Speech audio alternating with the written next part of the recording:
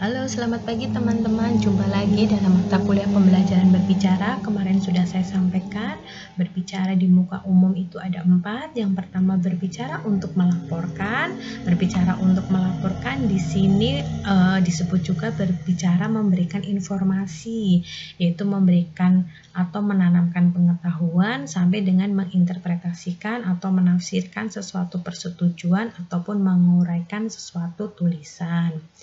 Nah, kemudian berbicara secara kekeluargaan, kemarin banyak sekali contohnya, misalnya pidato sambutan, pidato dalam acara ulang tahun, atau pidato sesudah makan, pidato kelahiran, sampai pidato ada kerabat yang meninggal. Kemudian pidato untuk meyakinkan di sini akan kita bahas. Pidato untuk meyakinkan yaitu pernyataan Aristoteles, disebut juga pidato persuasi, bujukan, desakan, atau meyakinkan. Di sini mempunyai motif atau alasan-alasan yang menuntun ke arah tindakan yang bebas. Kemudian cara untuk memperoleh aksi ini atau memperoleh daya tarik ini, yang pertama adalah ajukanlah sesuatu penawaran yang mempunyai daya cantel. Kalau orang Jawa atau orang Banyumas bilang daya cantel itu adalah daya pikat. Contohnya Anda tawarkan brosur, tawarkan contoh suatu barang atau percobaan bebas atau premi. Misalnya kalau Anda menawarkan sebuah kue, ada contoh kue yang boleh dimakan oleh customernya atau oleh pengunjungnya. Kemudian batasi waktu yang Anda tawarkan tersebut. Jadi untuk penawaran di sini untuk menunjukkan bahwa Anda dapat dipercaya, Anda mempunyai waktu. Misalnya contohnya bahwa penawaran ini sampai dengan batas waktu dari tanggal 12 sampai tanggal 14 begitu. Kemudian persediaannya juga terbatas. Misalnya ini harga promo tapi sampai pukul 12 siang seperti itu. Kemudian juga jaminan atau garansi yang Anda tawarkan tadi. Nah, misalnya kalau hasil itu dijamin atau diberi garansi, jelaskan bahwa asuransi ini memberi jaminan atau sebab-sebab keterlambatan atau kemacetan. Kemudian harga juga meningkat terus. Kalau harga akan dinaikkan, tekanlah kenyataan itu. Berikan waktu atau tanggal tertentu kalau mungkin yang harga Anda tawarkan itu akan meningkat. Kemudian kalau ada penurunan harga juga Anda jelaskan. Nah, jelaskan juga keuntungan atau kerugian, beri penekanan serta penjelasan keuntungan apa yang diperoleh para pendengar.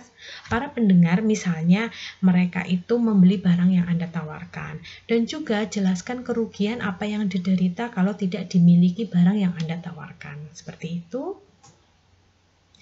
Nah, kemudian berikutnya setelah berbicara untuk meyakinkan, yang keempat adalah berbicara untuk merundingkan. Berbicara untuk merundingkan ini merupakan materi terakhir dari pembelajaran berbicara sebelum UTS.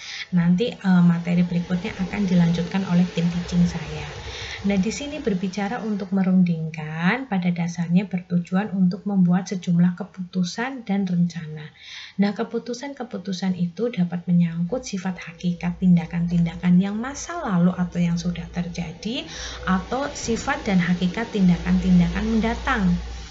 Nah, contoh di sini adalah diskusi kelompok. Sesuai dengan prinsip Pancasila, sebetulnya negara kita adalah musyawarah untuk mufakat.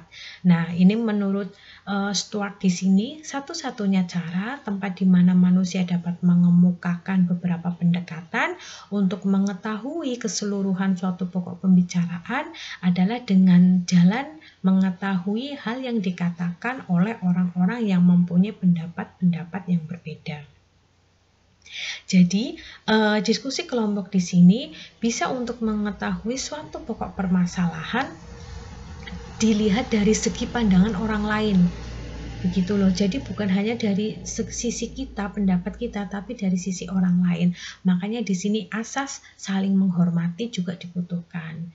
Kalau misalnya sebuah pernyataan itu disanggah, yang disanggah itu pernyataannya, bukan orangnya yang memberi pernyataan. Nah, pada hakikatnya diskusi merupakan suatu metode untuk memecahkan permasalahan dengan proses berpikir kelompok. Oleh karena itu, diskusi merupakan sesuatu kegiatan kerjasama atau aktivitas koordinatif yang mengandung langkah-langkah dasar tertentu yang harus dipatuhi oleh seluruh kelompok tersebut. Nah, di sini salah satu ciri yang paling menonjol pada kelompok diskusi adalah forum atau masa tanya jawab. Juga dapat berlangsung dalam setiap jenis diskusi atau penampilan. Nah, forum terbuka memberi kesempatan kepada para pendengar untuk memperoleh informasi yang lebih rinci, mengemukakan bahan tambahan, mengajukan pertanyaan-pertanyaan, dan partisipasi secara aktif dalam diskusi. Nah, diskusi kelompok itu sebetulnya ada dua, tapi yang saya sampaikan di sini adalah kelompok tidak resmi saja. Ada kelompok tidak resmi dan kelompok resmi. Nah, kelompok tidak resmi di sini yang pertama adalah kelompok studi, kelompok pembentukan kebijaksanaan, dan komite. Di sini kelompok studi istilahnya adalah disebut juga adalah kelompok belajar bersama gitu loh, yang sering terjadi misalnya diskusi yang paling sering terjadi pada mahasiswa. Nah, mahasiswa perguruan tinggi misalnya terjadi di forum-forum organisasi-organisasi yang dibentuk oleh mahasiswa. Kemudian kelompok pembentukan kebijakan. Nah, pembentukan kebijakan ini juga menentukan suatu kebijakan dalam hal pendapat berbagai jenis ahli. Kemudian pendapat berbagai jenis ahli itu ditampung. Misalnya contoh permasalahan yang terjadi di lingkungan, sebuah lingkungan di perdesaan misalnya. Kemudian ada pendapatnya Pak Lurah, ada pendapatnya RT, ada pendapatnya Kades misalnya, kemudian ditampung menjadi satu, disimpulkan pendapat mereka.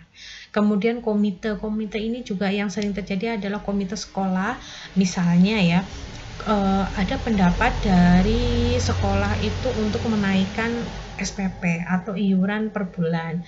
Kemudian pernyataan atau keputusan atau kebijakan dari sekolah tersebut ditanggapi oleh komite. Komite sekolah ini terdiri dari para wali murid, kemudian ada perangkat desa, kemudian ada juga humas dari sekolah tersebut. Mereka juga berhak memutuskan kebijakan dari pemerintah itu atau layak atau tidak, atau mereka nanti akan memperbaikinya. Seperti itu. Fungsi yang tadi kita jelaskan adalah kelompok studi, kemudian kelompok pembentukan kebijakan adalah komite. Di sini merupakan kelompok yang tidak resmi. Kelompok yang tidak resmi maksudnya di sini adalah keluar dari kelompok yang utama. Misalnya komite tadi, dia itu bukan dari kelompok sekolahnya, tapi di luar atau anakan dari kelompok yang utama. Kemudian kelompok pembentuk kebijakan, ada kelompok kebijakan yang utama. Kelompok studi, di sini kelompok studi itu ada kelompok utama sebelum kelompok studi. Tadi ada contoh kelompok studi yang terjadi pada mahasiswa di perguruan tinggi, misalnya dia di atasnya itu ada organisasi BEM, kemudian ada organisasi HIMA dan lain sebagainya. Paham ya? Jadi yang disebut kelompok tidak resmi di sini adalah kelompok yang keluar atau anakan, bisa disebut anakan dari kelompok utamanya. Seperti itu. Jadi terakhir yang akan kita bahas, yang telah kita bahas maksud saya dari pembelajaran berbicara adalah berbicara untuk melaporkan, berbicara secara kekeluargaan, berbicara meyakinkan, dan berbicara untuk merundingkan. Baik, terima kasih teman-teman. Silahkan Anda tulis nama dan NIM, kemudian nanti pertanyaan yang akan saya sampaikan di kolom komentar sebagai bukti Anda telah menyimak video ini. Semoga bermanfaat. Terima kasih. Selamat pagi.